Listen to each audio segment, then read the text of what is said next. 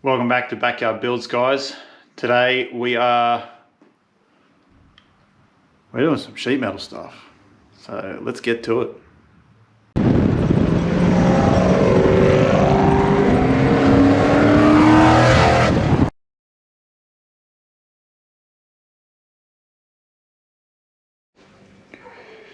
So today I'm going to start off with showing you how I got to my designs. So this is a free program called Solid Edge. It's available online. You can actually download it for free. There is a 3D version which is more expensive, but that's not what I use, so I just use the 2D version. And what I've done is I've drawn up my tray, my canopy, sort of how I want my internal layout, the back of it where I want to put my spares, my tail lights. Eventually it'll get an under tray drawer, and then obviously just the reverse, so the passenger side, etc. That's my rooftop, that'll go on top eventually. But what it gave me was measurements that I could use to then convert into another program, which I'll show you now, which is called Onshape. Now this is again a free version. You can sign up as a student, and it gives you access to sheet metal products, or to sheet metal modeling I should say. So all I did was, if it goes back to this one, yep, I just took, say, that length at 150, and then when I drew it, the same thing, 150, 396, and so on. It ended up giving me a shape, which I then extruded, made it a 3D shape, and then I turned it into sheet metal. So it just gave me the parameters. I actually told it to not include the other sides, and then I added a fold, and added a fold, and then added folds, and just changed my angles, changed the size of my folds and which direction I wanted them to go. So that gave me the mud guards, gave me the tail light boards, which I'll go and show you in a minute. It also then gave me all the parts for my toolboxes. So as you can see, I've got everything there. And what I can actually do with this software to break it down, the only thing I don't have is the doors yet, but they're still getting made up.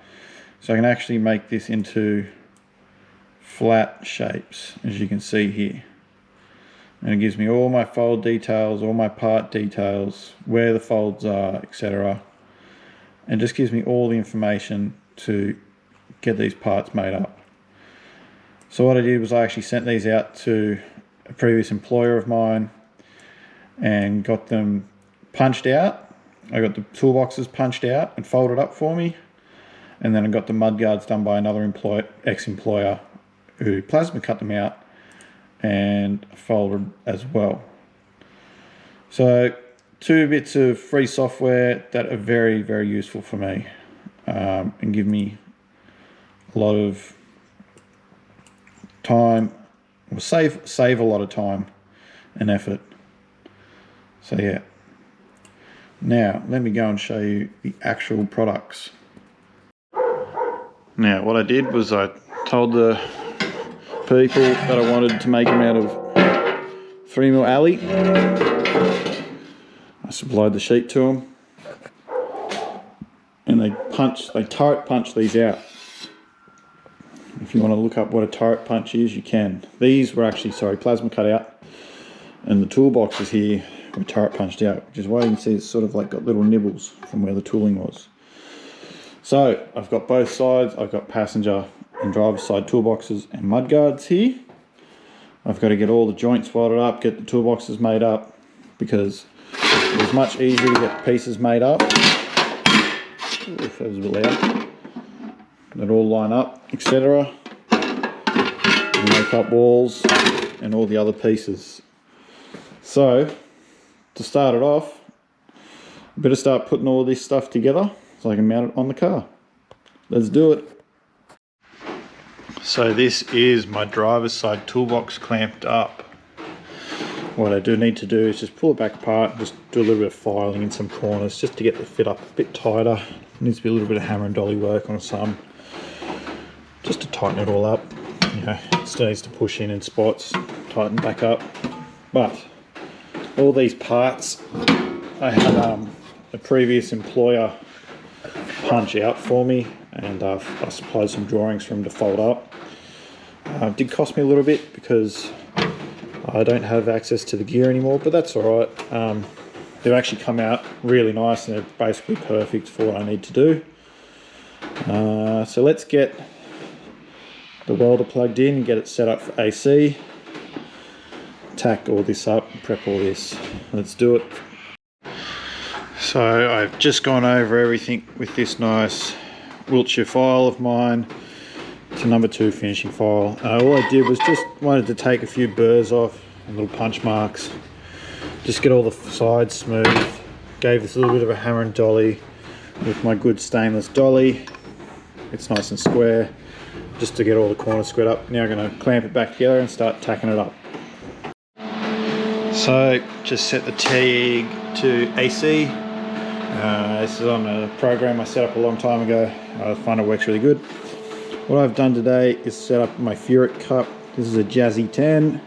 It's got a little diffuser on the inside, white tungsten in it. It actually produces really nice welds. I just did a little quick sample.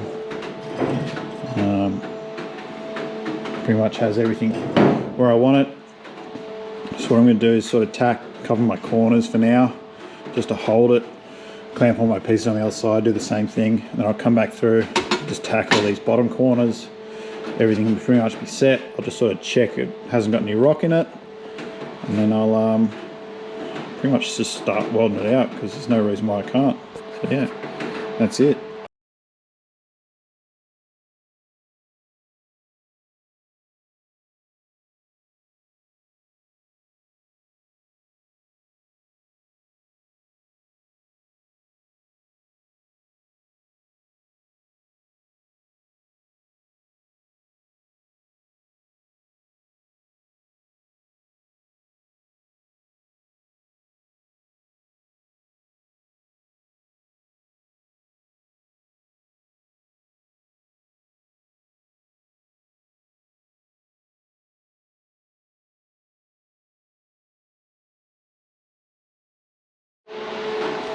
So there it is, all tacked up.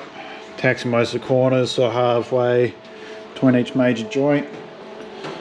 Now just going to set it up and weld it all out.